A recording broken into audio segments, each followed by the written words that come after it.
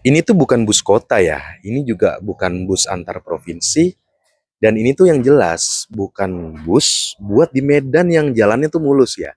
Yang lo lihat di belakang gue ini adalah main haul ya. Unit ini tuh dipakai buat ngangkut orang, tapi bukan di jalan raya guys ya. Ini tuh dipakainya di tambang, di proyek industri, di Medan yang kalau salah sedikit aja desainnya bisa bikin unit tuh cepat rusak guys ya. Atau yang naik juga di dalamnya berasa nggak aman ya. Dan di video ini gue mau ngajak lo buat ngeliat kenapa manhole nggak bisa diperlakukan kayak bus biasa guys ya. Kalau lo perhatiin, sekarang unit ini tuh belum jadi. Belum ada kursi, belum ada interior yang rapi. Belum ada cat yang cakep juga guys ya. Jadi masih mentahan kayak gini ya. Yang ada tuh baru kerangka dan bodi galvanil yang sudah terpasang nih. Cuma masih mentah guys ya. Belum ke tahap proses yang selanjutnya. Justru di tahap yang kayak gini nih, disinilah kelihatan apakah sebuah manhole itu dibangun pakai logika atau cuma kejar tampilan aja guys. Banyak orang yang salah paham nih ya, dikiranya manhole itu cuma bus versi kasar. Padahal manhole itu kendaraan kerja ya, bukan kendaraan gaya guys ya.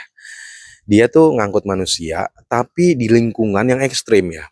Berdebu, panas, lumpur, tanjakan, turunan, jalan rusak, bahkan kadang sebelum jalan itu bisa disebut jalan guys ya.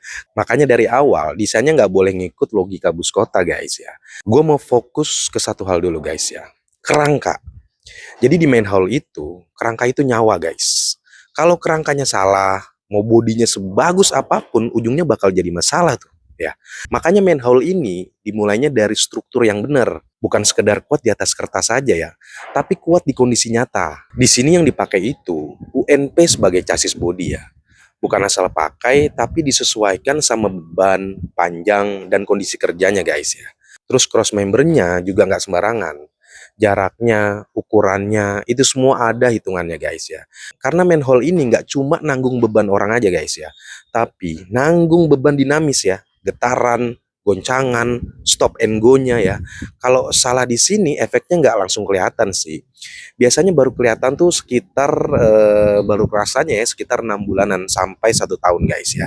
Sekarang kita masuk ke body ya. Lu lihat deh, bodinya sudah terpasang tapi masih mentah kayak gini ya. Belum masuk ke tahap yang selanjutnya nih guys ya. Nanti kan ada tahap interior, tahap dempul atau tahap cat gitu ya.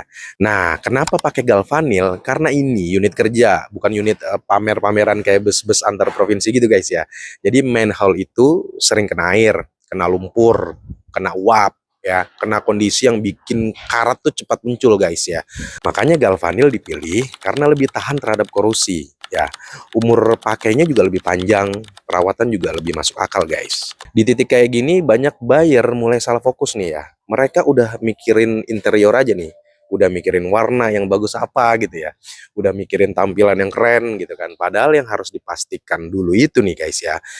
Strukturnya udah bener belum ya? Bodinya udah sesuai fungsi atau belum nih ya? Karena kalau salah di tahap ini nih, nanti pas interior masuk, semuanya malah ngikut kesalahan di awal. Wah, jadi kacau guys. Interior itu bukan duluan, interior itu tahap lanjutan. Kenapa? Karena interior harus ngikutin body dan strukturnya guys ya, bukan sebaliknya. Kalau lo paksa interior masuk duluan nih, sekarang gitu ya, terus ada revisi struktur, semuanya bongkar ulang, jadi ribet kan. Dan jangan salah, itu yang bikin biaya makin bengkak. Bukan karena mahal juga nih guys ya, tapi karena salah urutan aja. Banyak orang yang nanya nih, Bang, ini muat berapa orang? Jawaban gue sih selalu sama ya.